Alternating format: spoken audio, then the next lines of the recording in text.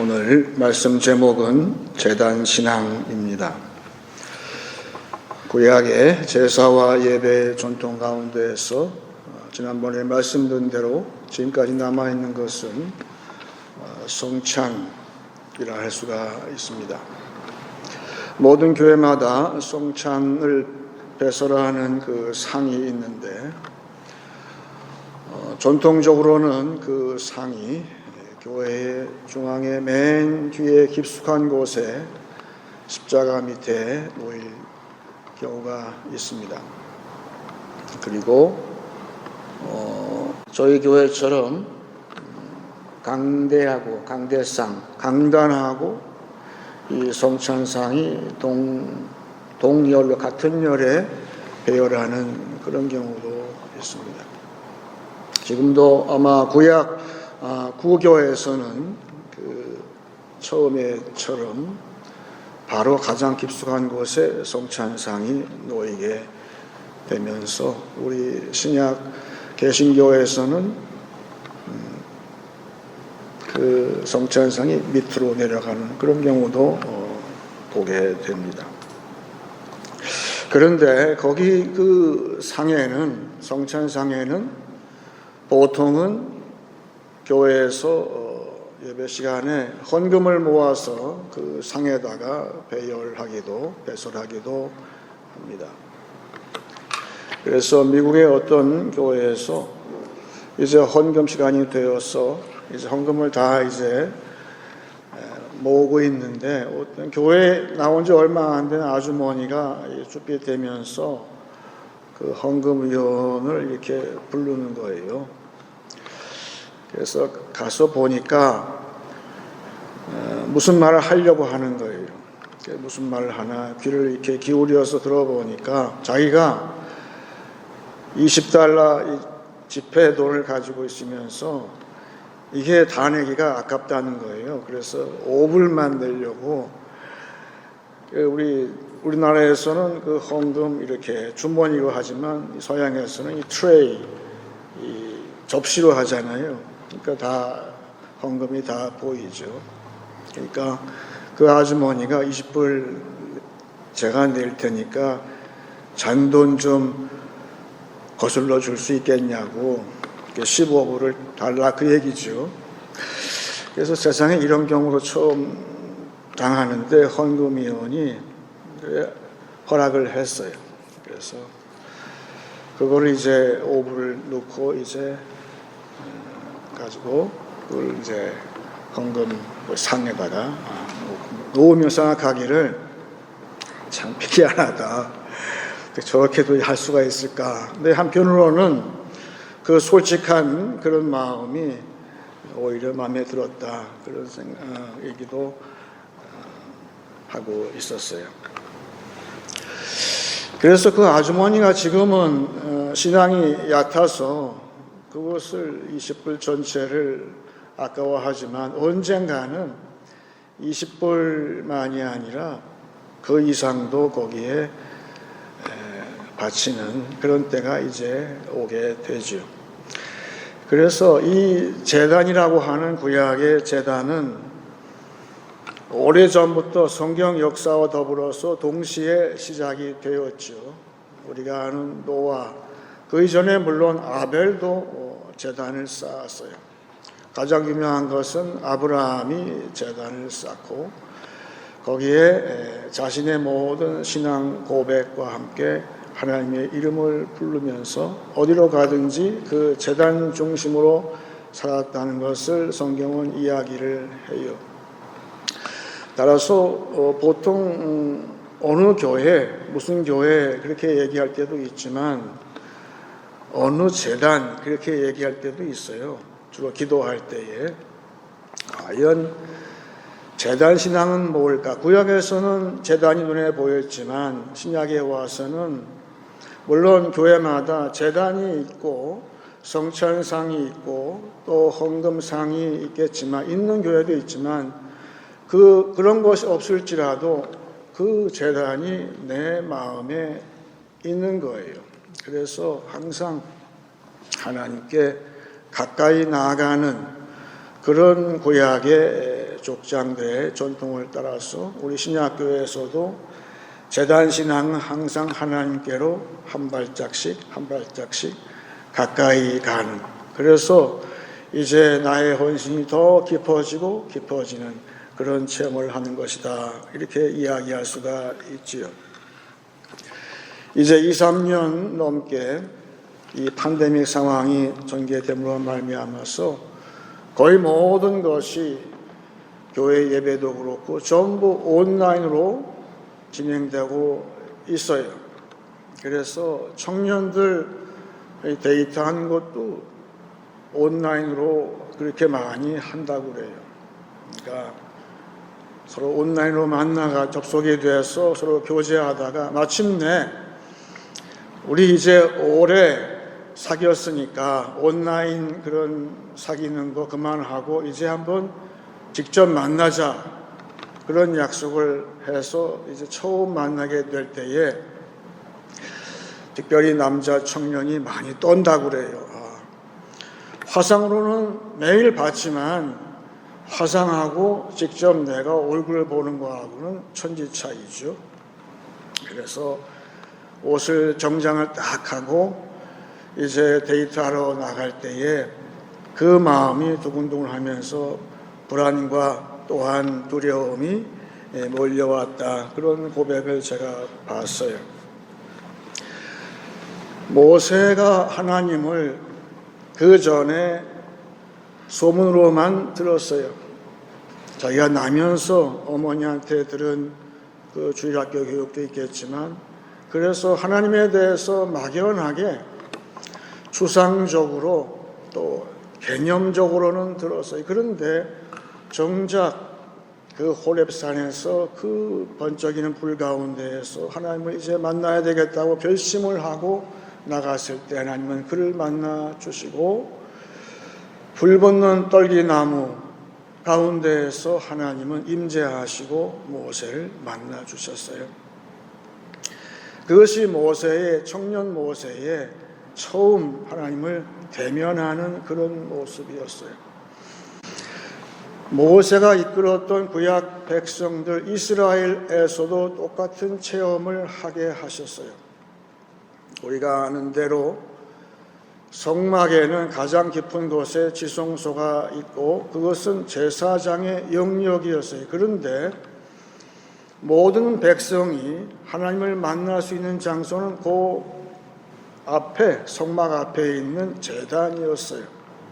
거기에서 제물을 사르면서 불이 붙으면서 나의 모든 헌신이 거기에 녹아 들어갈 때에, 탈 때에 그것이 다 타버리지만 똑같이 모세와 똑같이 하나님의 임재를 체험하는 그런 것이 되었어요.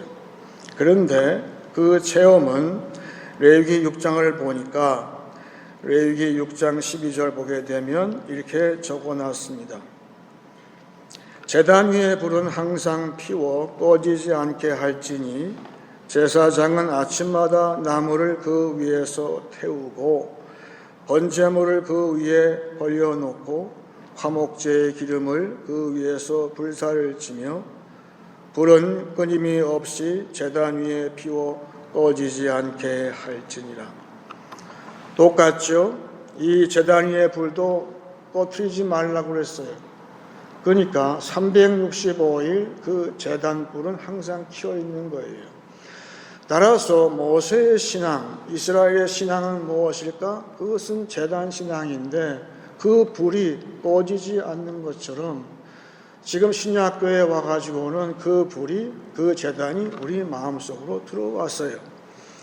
그래서 그 불이 항상 내 안에 있는 것처럼, 불이 꺼지지 않는 것처럼 제단 신앙은 항상 그 불이 타고 있는 거예요. 그 제단에 이름이 있다면 그것은 하나님 앞에서라는 이름이에요. 그분들은 항상 하나님 앞에서 살았어요. 하나님의 임재 앞에서 살았어요. 마찬가지로 우리도 어디에 가든지 하나님 앞에서 내가 사는 것, 그것이 제단 신앙이에요. 항상 하나님이 내 앞에 계시다. 우리가 아는 요셉도 그렇게 살았어요. 내가 어찌 하나님 앞에서 이 큰 죄를 내가 지을 수 있느냐. 그것은 재단신앙이에요. 어디를 가든지 하나님 앞에서 사는 것, 그 불이 꺼지지 않는 불이 내 안에 있는 것이 재단신앙이라 할 수가 있습니다. 아이들은 두려움이 많아요. 우리 어릴 때 보게 되면 두려운 것이 참 많죠. 그런데 정작 어른이 되고 보니까 그 두려움이 더 깊어지는 거예요. 이제 나이가 들면서 이제 황혼이 가까우면서 두려움은 뭘까? 그것은 근본적인 두려움이 나한테 찾아오는 것이죠. 그것은 장차 하나님을 뵙는 그 두려움, 하나님 앞에 내가 서는 두려움이 내게 있어요. 여러분 잘 보세요. 지금 세상의 모든 문제의 근원이 거기에 있어요. 이제 하나님 앞에 서는 그 두려움 때문에 사람들이 지금 그 가운데 있는 거예요. 그래서 그것을 어떻게든지 피해 보려고 별 행동을 다 해보지만, 별 위안을 다 찾아보지만 그 근본적인 두려움을 해결받아야 돼요. 그래서 오늘 기도원을 읽는데 사사기 6장을 우리가 봅니다. 이 기도원 청년은 겁이 많은 청년이라고 볼 수가 있어요. 우리가 아는 기도원은 용맹스러운 사람 같지만 사실은 정반대예요. 기도원은 굉장히 두려움이 많은 그런 사람이었어요. 그런데 그 두려움 많은 청년에게 하나님의 사자가 임하셨어요. 그리고 오늘 그 이야기를 하고 있는 거죠. 사사기 6장 오늘 본문 19절서부터 제가 다시 한번 읽겠습니다. 기드온이 가서 염소 새끼 하나를 준비하고 가루 한 에바로 무교병을 만들고 고기를 소쿠리에 담고 국을 양푼에 담아 상수리 나무 아래 그에게로 가져다가 드리매 하나님의 사자가 그에게 이르되 고기와 무교병을 가져다가 이 바위 위에 놓고 국을 부으라 하니 기드온이 그대로 하니라. 여호와의 사자가 손에 잡은 지팡이 끝을 내밀어 고기와 무교병에 대니 불이 바위에서 나와 고기와 무교병을 살랐고 여호와의 사자는 떠나서 보이지 아니한지라. 기드온이 그가 여호와의 사자인 줄을 알고 이르되 슬프도소이다. 주 여호와여, 내가 여호와의 사자를 대면하여 보았나이다 하니. 기드온이 참 좋았을 거예요. 여호와의 사자라고 하니까 예물을 준비해서 제물을 준비해서 바위 위에 놓았더니만 사자가 지팡이 끝을 딱 대니까 불이 번져서 그 제물이 하늘로 올라가고 그 사자는 온데간데 보이지 않았다는 거 아니에요? 하나님을 만나는 체험을 했어요. 그런데 그 체험을 하고 기드온이 다시 한번 두려움이 몰려왔어요. 왜 그랬을까요? 거룩한 하나님을 내가 만났으니 내가 이제 죽었다 그 얘기죠. 이건 정확하게 우리 예배의 체험이에요. 우리가 예배에 나올 때 두려움이 있어요. 우리 예배는 장차 만날 하나님을 미리 체험하는 것이라 할 수가 있고, 우리는 예배에 나올 때에 우리의 그 있는 모습 그대로 나오기 때문에 이 예배에서 하나님의 거룩함을 내가 임재함을 내가 체험할 때 나는 두려움이 몰려오는데, 그 다음 절을 보니까 상황이 바뀌죠.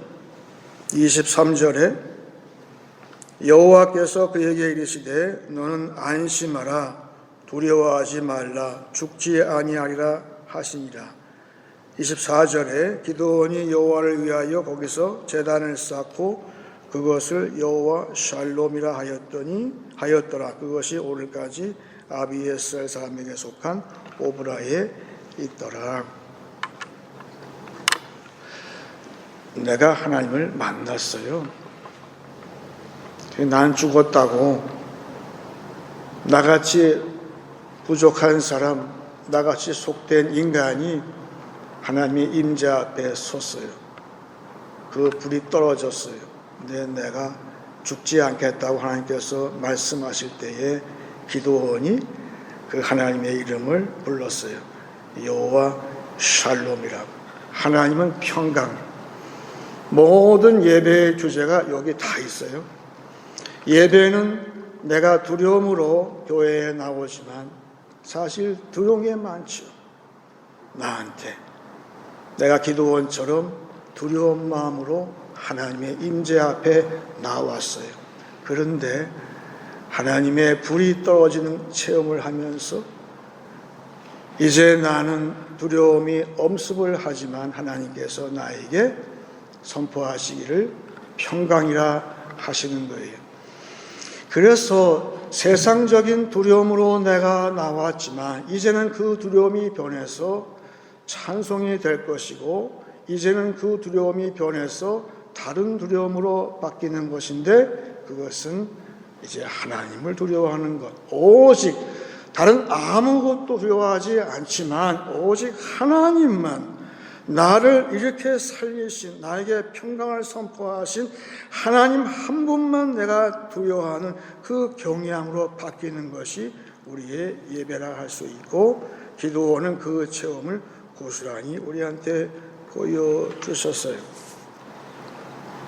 그것이 바로 제단 신앙이 어떻게 되는 것인가. 기도원의 제단은 바로 우리의 예배처럼 여호와 샬롬, 하나님은 평강이라고 하시는 거예요. 여러분, 모든 예배, 모든 기도 모임마다 주제는 딱 하나예요. 그것은 하나님은 평강이세요. 샬롬은 여러 가지 의미가 있는 것처럼 예배를 통해서 그 두려움은 사라지고 나한테 평강이 찾아오고 그 샬롬은 나의 육체적인 건강도 되는 거예요. 예배를 통해서 나는 건강이 회복이 되는 거예요. 그리고 모든 관계가 좋은 관계로 바뀌는 그것도 샬롬이에요. 그만큼 예배가 중요한 거예요. 세상에서 방황하는 모든 영혼들은 그래서 반드시 하나님 앞에 나와야 되고 미리 이 예배에 참여함으로 말미암아서 하나님의 평강을 체험할 수 있기를 바라는 것입니다. 우리 찬송 338장이 있죠. 주를 가까이 하게 하는 그런 찬송이에요. 이 찬송은 작시자가 가만 보게 되면 야곱의 생애를 모티브로 해서 주제로 해서 이 작시를 한 것 같아요. 거기에는 모든 야곱의 이야기가 다 거기에 가사에 녹아 있는데 그 야곱이 그 돌베개를 하고 그리고 잤던 이야기도 나오고 그리고 마지막에 내가 그 가사 가운데 그런 가사가 나와요. 숨질 때 되도록 늘 찬송하면서 늘 주 앞에 나아가기, 가까이 나가기 원합니다. 그런 찬송 가사가 되어 있어요. 실제로 오래전에 침몰한 타이타닉 그 호가 있어요. 배가 있는데 그 배에서 일단의 성도들과 또 하나님께 가까이 나가기를 바라던 그런 분들이 모여서 마지막까지 이 찬송을 부르면서 그 배에 있던 악단의 반주에 맞추어서 조용히 떨지도 않고 고요하게 이 찬송을 부르면서 숨져갔다고 그런 기록이 나오고 있습니다. 야곱이 가장 힘들 때가 언제였을까요? 정든 집에서 쫓겨나서 삼촌 집으로 갈 때, 그때에 그는 하나님을 만나는 체험을 하는데 그 장소가 베델이라고 했어요. 베델의 뜻은 하나님의 집 그런 뜻이죠. 그래서 그는 처음으로 자기의 공공한 신세를 보면서 하나님과 약조를 맺었어요. 내가 무사히 다시 이곳으로 돌아올 때에는 내가 하나님께 헌신하겠습니다. 그런 약조를 하고 갔어요. 그래서 20년 넘게 그가 삼촌 집에서 온갖 고생을 하면서 많은 가족을 모으고 또한 많은 소유를 몰고 다시 올 때에 이제 형 에서하고 만나는 장면에서 다시 기도함으로 이스라엘이라는 이름을 얻었어요.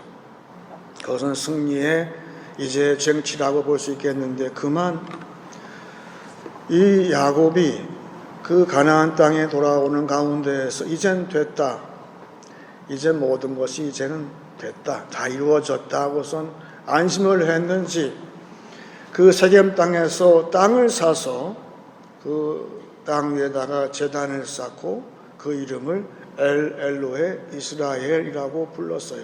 그 이름은 하나님, 이스라엘의 하나님, 그런 이름이에요. 지금도 아마 히브리 사람들은 그 이름을 좋아할지 모르지만 신약 교회는 그렇지가 않을 수 있어요. 왜 그러냐 하면 그 다음에 이 야곱이 세상의 모든 사람들, 세상의 모든 그 당시에 선진 문화하고 일종의 타협을 한 거 아닌가 싶어요. 그래서 이제 그 제단을 쌓았는데 자기 임의로 쌓았다고 볼 수가 있어요. 그래서 이것은 이제 하나님께서 나를 축복하신 것이다, 그렇게 생각을 했는지 모르겠어요. 근데 그 다음에 재난이 몰려오는데 하나도 아니고 연거푸 계속 몰려옵니다. 그 야곱이 당한 환난을 보게 되면 지금 우리가 글을 읽지만 사실은 야곱의 마음을 우리가 헤아릴 수가 없을 만큼 비참한 신세가 돼요. 그 가운데에는 이제 야곱이 베델로 올라가는 과정 가운데에서 그 어머니 리브가의 유모가 죽었다, 그런 구절이 나와요. 학자들은 여기에 그 통복이라는 말이 단수가 아니라 복수라고 되어 있는 걸 봐서 이것은 죽은 사람이 하나가 아니다 둘이었다, 그런 얘기를 해요. 누가 죽었을까요? 형이 반대하는 것 때문에 형이 원수같이 여기는 자기 어머니를 만날 수가 없었을 거예요. 그래서 유모가 대신 왔는데 아마도 제 짐작은 이 통곡 가운데에서 지금 딸이 불행한 가운데에서 이 아들들이 몹쓸 짓을 하잖아요. 살인을 하고 도륙을 하고, 어찌 우리 집안에서 이런 끔찍한 사건이 아마 기대하지 않았을 거예요. 엘로헤 이스라엘, 그 제단을 쌓았지만 결과는 아무것도 없는 것이 아니라 불행한 사건이 발생한, 거기다가 자기의 어머니가 이제 숨졌다는 얘기를 들을 때에 야곱이 어땠을까요? 전 도저히 그 마음을 상상할 수가 없어요. 그리고 조금 뒤에 가장 아끼던 그 아내마저도 죽어요. 그리고 나서 성경은 이야기해요. 이것이 이제 야곱의 이 족본이라 하고서 37장에 이야기를 하는데, 사실은 야곱의 족보라고 얘기하지만 야곱의 이야기는 안 나와요. 그 다음에 그의 아들 요셉의 이야기가 나오고 있어요. 무슨 말일까요? 하나님 보실 때에 거기까지 다 그 얘기예요. 야곱은 다시 올라가요. 하나님하고 처음에 만났던 그 장소로 다시 올라간, 이제는 혼자 가는 것이 아니라 가족을 다 끌고 올라가요. 엘로헤 이스라엘, 내 임의로 내가 주관해서 다 단을 쌓았지만 그거는 아무것도 아닌 거예요. 하나님 보실 때 정작 중요한 것은 나하고 약속한 이 장소에 오는데 이제 네 말대로 다, 그러면서 세상의 모든 것은 다 버려요. 야곱이 그동안 쌓았던 모든 세상적인 것들, 우상들 전부 다 땅에 묻고 올라가요. 그리고 모든 가족이 전부 다 씻고 다 새 옷을 입고 그렇게 올라가더라는 거죠. 하나님은 그걸 봐하시는 거예요. 야곱이 그렇게 온 모든 소유를 다 이끌고 하나님께로 나올 때 하나님 말씀하시는 거예요. 이제 됐다. 거기까지다. 우리가 숨질 때에도 우리의 신앙의 마지막 날에도 마찬가지라고 생각하는 거지요. 하나님은 이제 그때 말씀하신 거기까지. 그래서 야곱은 그렇게 해서 제단 신앙이 이제 완성되면서 그 생애를 거기서 마쳤다는 것이 되는 거죠. 그 다음은 그 아들들이 시작하는 거지요. 그런 것처럼 오늘 기도원은 처음에 이 염소 새끼를 바쳤어요. 그게 처음 제단이에요. 그런데 오늘 본문 말씀에 희한한 구절이 들어가 있어요. 25절 보게 되면 그날 밤에 여호와께서 기드온에게 이르시되 내 아버지에게 있는 수소 곧 7년 된 둘째 수소를 끌어오고 내 아버지에게 있는 바알의 제단을 헐며 그 곁에 아세라상을 찍고 또 이 산성 꼭대기에 내 하나님 여호와를 위하여 규례대로 한 제단을 쌓고 그 둘째 수소를 잡아 내가 찍은 아세라 나무로 번제를 드릴지니라 하시니라. 여러분, 기드온 시대는 우리와 똑같은 시대예요. 모든 소위 종교다원주의가 극성을 부릴 때예요. 여호와 신앙하고 다른 우상하고 구분이 없어요. 심지어는 기드온의 집에 우상이 팽배하게 있는 거예요. 우리의 모습은 어떨까요? 교회를 다니면서도 점층상이 있다고 그랬죠. 그것쯤이야. 지금 세상 문화에 눌려서 여호와 신앙이 실종된 그 상황을 우리는 전제하고 이걸 봐야 돼요. 당시의 사람들은 여호와 끊게 되면 어땠을까요? 저항했을 거예요. 그 모든 저항, 그 모든 위협을 무릅쓰고 이제 이 일을 해야 돼요. 여기 보니까 규례대로 하라고 그랬어요. 처음에는 우연히 하나님을 만났어요. 그런데 두 번째 제단할 때는 여기 둘째 수소라는 말은 두 번째 수소라는 말은 무슨 말일까요? 이건 번제예요. 처음은 번제가 아니었죠. 이건 내가 자원하는 마음으로 내가 두 번째 제단을 쌓는다는 뜻이에요. 이것은 보통이 아닌 거예요. 이건 결심을 해야 돼요. 내가 완전히 죽을 각오를 해야 돼요. 모든 둘러싸인 사람들이 여호와 신앙 한 분 신앙으로 내가 돌이킬 때에 오는 그 저항과 위협을 내가 감당하고 내 목숨을 무릅쓰고 나가라는 뜻이에요. 그것도 산성 꼭대기에 다 보이는 데에 그렇게 하고 그 당시에 우상 숭배의 상징이었던 아세라 목상을 찍어서 그걸 장작으로 패서 그걸 드리라는 뜻이 누가 하겠어요? 아무나 못하는 거예요. 여기서는 기드온이 죽을 각오를 했다는 뜻이에요. 그 아버지와 종들 모두가 한마음으로 일치돼서 그 번제단을 쌓았다. 두 번째 제단이죠. 하나님은 그래서 우리에게 말씀하시는 것은 우리가 하나님에 대한 체험, 임재의 체험, 제단 신앙이 시작이 됐는데 그것이 점점 깊어지고 이제 확대되는 넓어지는 체험을 하기를 원하시는 거예요. 우리에게 두 번째 헌신을 요구하시는데 그것은 세상의 큰 도전이 아닐 수가 없어요. 그 일을 우리 보고 하라고 하시는 거예요. 우리가 보통 기도원 하게 되면 그 기도원의 상징이 있죠. 그 항아리가 있고 거기에 불이 붙었어요. 그것이 기도원인데 보통은 우리가 기도원을 기념할 때는 그 전쟁에서 항아리를 깨고 그 횃불을 높이 들고 싸운 그 기도원의 그 불을 우리는 항상 연상을 합니다. 그런데 오늘 본문 말씀을 다시 보게 되면 우리가 정작 기도원을 기념해야 할 것은, 기도원의 그 신앙을 기념해야 할 것은 따로 있다는 것을 알 수가 있어요. 그것은 무엇인가? 여기 보세요. 24절 다시 보겠습니다.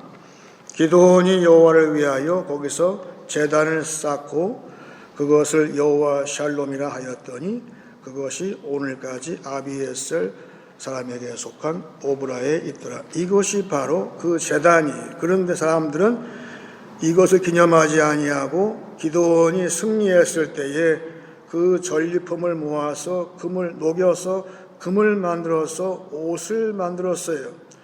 그랬더니 그때는 하나님의 위대하심을 찬양을 했겠지만 그 다음에는 그것이 그 사람들한테 우상이 되었다. 그러니까 기도원의 결말은 아주 안 좋게 끝나버린 거예요. 하나님의 임재에서 우상으로 다시 돌아갔다는 그 얘기. 그런데 오늘 말씀 보시게 되면 어떻게 하나님의 사자가 그 불을 붙였는지 우리는 주목할 필요가 있어요. 21절 다시 봅니다. 여호와의 사자가 손에 잡은 지팡이 끝을 내밀어, 잘 보세요. 지팡이가 마치 이그나이터, 불을 이렇게 일으키는 것처럼 딱 내밀었어요. 불 붙이는 것. 그랬더니 고기와 무교병에 대니 불이 어디서 나왔냐 하면은 지팡이에서 나온 게 아니라 불이 바위에서 나왔다고 그랬어요. 그렇죠. 보통 우리가 이렇게 불을 켜게 되면 불이 위에서 내려가잖아요. 여기 보니까 그렇게 된 게 아니라 바위에서 올라왔다고 되어 있어요. 그렇죠. 불이 아래에서 위로 올라가니까. 신기하죠. 바로 이 불이 제단 불이죠. 그리고 이 불을 우리는 기도원을 얘기할 때에 우리는 기념을 하는 거예요. 우리가 기도원의 헌신 뒤에 그 많은 승리, 전리품을 기념하는 것이 아니라 이 제단을 기념하는 것처럼 아브라함이 잘되고 복받은 것, 이삭이 100배의 수확을 얻은 것, 그 헌신의 결과물에 우리는 치중하고 있지 않나 싶은 거예요. 근데 하나님은 그걸 바라시는 게 아니에요. 헌신 그 자체를 바라시는 거예요. 아마 아브라함도 이삭도 기드온도 헌신의 결과를 기대하지는 않았을 거예요. 중요한 것은 두 번째 제단, 두 번째 수소, 그 헌신 그 자체, 하나님께 모든 것을 바치는 그 자체, 그것을 염두에 두었을 거예요. 그래서 이 신앙, 제단 신앙을 사도 바울은 빌립보서 2장 17절에 이렇게 이야기를 했어요. 바울은 그러면 어떻게 봤을까? 만일 너희 믿음의 제물과 섬김 위에 내가 나를 전제로 드릴지라도 나는 기뻐하고 너희 무리와 함께 기뻐하리니 그랬어요. 여기 보게 되면 하나님께서 그 성도들의 모든 헌신, 거기다가 바울은 자기 자신을 전제로, 구약제사 가운데서 화목제 가운데 마지막에 그 포도주를 붓는 것처럼 자기의 피를 붓는다. 그럴 때 기뻐하고 너희 무리와 함께 기뻐한다고 그랬어요. 바울은 지금 헌신 그 자체를 보는 거예요. 아까 그 아주머니, 처음에 아주머니는 돈이 아까워서 오불만 하고 거슴돌 받았지만 언젠가는 그분은 여기 이 제단이 우리의 성찬상이 되는데 거기에는 예수님의 몸이 제물로 있다는 것을 우리가 언젠가는 알게 되는 거예요. 바울은 산제사를 로마서에서 얘기했는데 그 산제사의 원뜻은 예수님이 누우신 옆에 내가 눕는다는 뜻이에요. 그래서 찬송과 가사를 내가 이해를 하는 거예요. 이제 몸밖에 드릴 것 없어서 이 몸 바칩니다. 그 가사를 언젠가는 그 아주머니도 이해할 때가 오는 거예요. 아, 이제 그 제단이 성찬상이요, 그것이 헌금상인데 그 헌신 가운데에서 이젠 다른 것이 아니라 내 몸 자신을 지금 바울은 드린다고 이야기를 하므로 그건 바울의 순교를 이야기할 수도 있겠고, 우리 보고 말씀하시는 것은 이제 그 너희의 헌신의 결과가 아니라 하나님은 그 헌신 그 자체를 받으신다.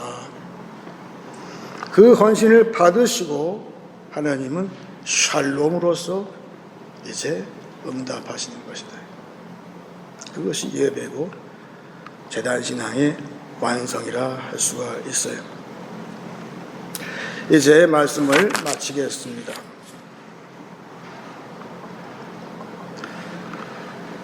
제단이 있는 신앙이란 나의 헌신을 가지고 하나님께 더 가까이 나아가는 신앙입니다. 하나님 앞에서 늘 대면하며 살기 원합니다. 비록 두려움으로 나올지라도 평강을 얻는 예배 체험하기 원합니다.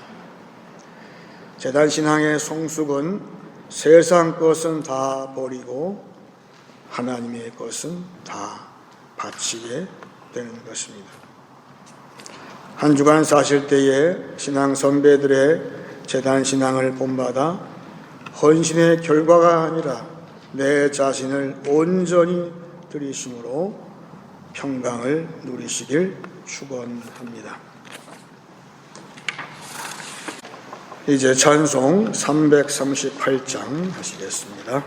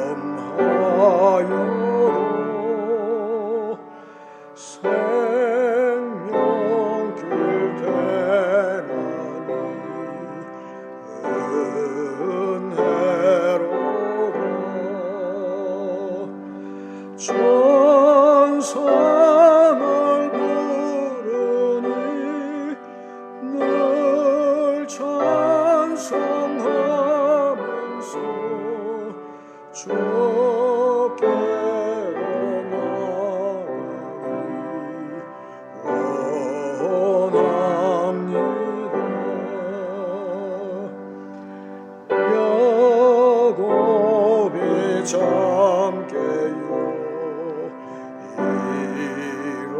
일어나무 돌담에 쌓은 거 온받아서 손질 때 되도록 늘